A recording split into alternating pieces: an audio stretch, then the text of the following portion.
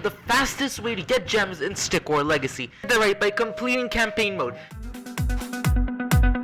Guys, what I'm about to do right now is I'm going to show you the fastest way to get the most amount of gems in Stick or Legacy would be by completing campaign mode. Yes, you heard that right, by completing campaign mode. It's not done by farming the same area a trillion times a day. No, it's done by completing an entire run of campaign mode. Now, the reason behind this is, well, number one, it takes me approximately 1 hour to complete entirety of campaign mode. Number 2, campaign mode has 12 areas already present in it. What does 12 areas present in it mean? That means that we'll already be guaranteed a 60 gems for 60 minutes. But that's not the thing. The main merit of this is what happens when you complete campaign mode. When you complete campaign mode, what happens is you get yourself anywhere from 420 all the way to 920 gems. Alright, I've seen this happen, so you can get yourself a vast majority of gems by this. Let's assume that instead of getting anything better, what happens is you actually end up getting yourself approximately 420 gems. So you might not sound too good to you, but let's compare this to what we could get in 1 hour by doing the campaign mode. Right? So let's suppose one run in the repetitive mode of an area, let's say we're repeating Archidon quest, right? If we continuously repeat that, it takes us 1 minute. Well, that's 5 gems a minute, so that would be 5 times 60, meaning 300. Meaning if you basically farmed that one area for 1 hour, you would only get yourself 300 gems, while if you did campaign mode, you would get yourself over 200 gems more. That's a whole 40 minutes saved, or a 40 minutes additional given to you.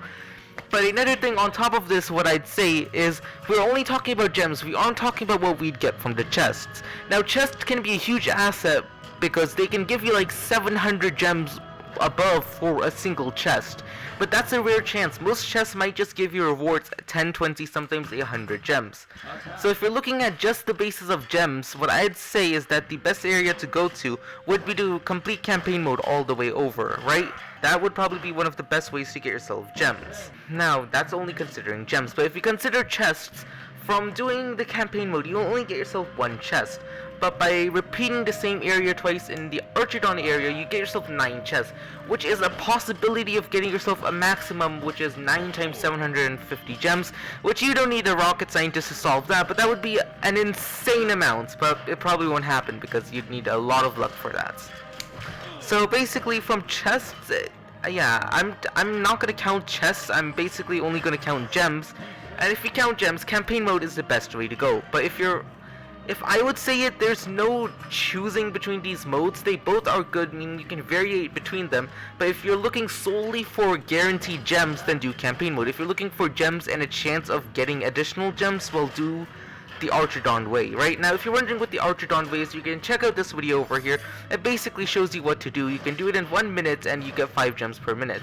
And well, yeah, now let me just do some commentary over here. As you guys can see, the final mode over here is quite easy. I'm just being able to like keep everyone at bay. Their miners are all dying.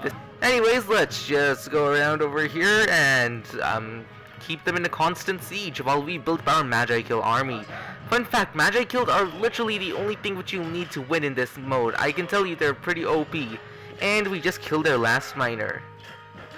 And their archer. Now what I'll do is I'll send back my army and basically build up my wizard forces. Oh yeah, also I'd recommend you guys upgrade your Magi Kill to the maximum level so they can spawn the maximum amounts of minions and have the maximum amounts of damage. And if you do that, what you guys will see is, number 1, your Magi Kills will be OP. Number 2, there will be so many troops attacking the Great Griffin at once that our opponents, they won't have time to kill everything, because by the time they kill like 5 people, another 5 have come back to life. And of course, as you guys can see, now I just need to wait for everyone to train. Let me just do that.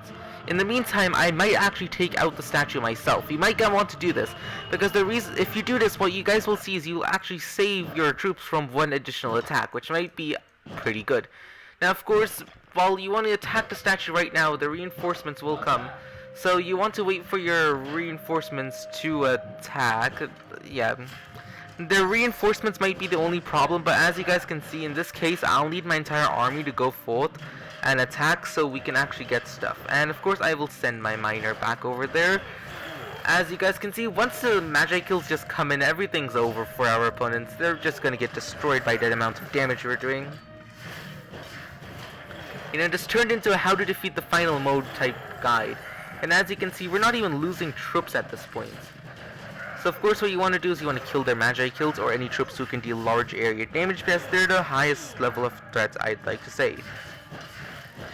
I think archers and Magi kills might be on the same level of threats, but as you guys can see now we're dealing a lot of damage, and I'm going to make everyone retreat, and I'm going to just select a single unit, right? Yeah. A single Spearton will kill the 2 Archidons over here, right? As you guys can see. This guy is going to kill the 2 Archidons, and you know how the statue, right? When you make the statue near death, what will happen is that the statue will itself begin to crack and break. Now what will happen is the statue will fling its club forward in front of them. As you guys can see, it attacks. But if you stand behind it, not only will you dodge the attack, but you can also click the attack button. And now, as you guys can see, they're going final mode, thinking that they might finally win with this dude over here. But no, that's not the case. Unfortunately, this dude is about to get destroyed, demolished. As you guys can see, now an army basically. Like, as you guys can see, a lot of them do die quickly, but they start dealing a lot of damage really quickly. And these Magi kill over here, well, my troops, they keep on building up. He can't kill them fast enough. And these Speartons, well, they're crazy, my man. And, well, if you get them to turn their back to you, you can deal even more damage. As you guys can see, it works out pretty well. And just like that, you guys can see, we finished off the final stage.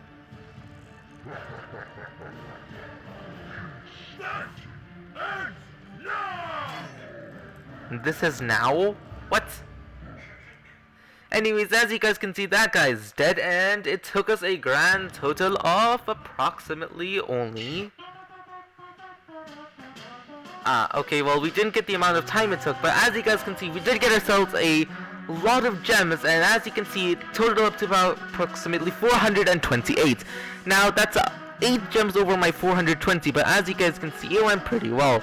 And time is 66 minutes and 21 seconds. Total time is also the exact same. That's quite nice. As you guys can see, you get yourselves a decent amount of gems.